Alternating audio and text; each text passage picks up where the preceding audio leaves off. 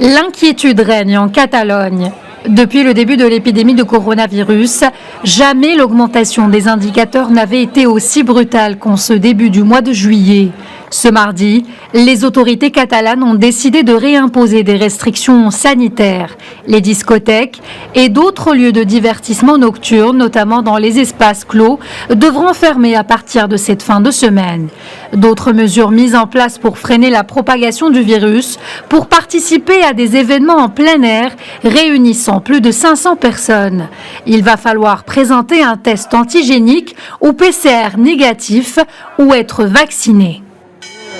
Après, non, visiter Barcelone, mais non, pas forcément dangereux. Après, effectivement, on est conscient du risque. Voilà, on fait attention, on va dans des lieux peuplés, on met le masque, tout ça. Après, c'est vrai qu'il y a aussi, il ne faut pas oublier que ça fait 1 an et demi que ça dure et que c'est compliqué. Je pense qu'on en a marre et que maintenant, voilà, tout en restant prudent, on continue quand même à visiter des monuments et notamment de partir à l'étranger, en Espagne notamment. La situation sanitaire s'est brutalement détériorée ces derniers jours en Espagne. Le nombre des contaminations explose, notamment parmi les jeunes. Outre la Catalogne, la Navarre a annoncé des restrictions à partir de ce mercredi.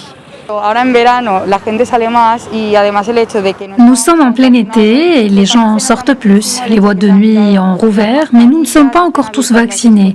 Le nombre de cas augmente et la situation est inquiétante. Plusieurs personnes de mon entourage sont même contaminées par le nouveau variant.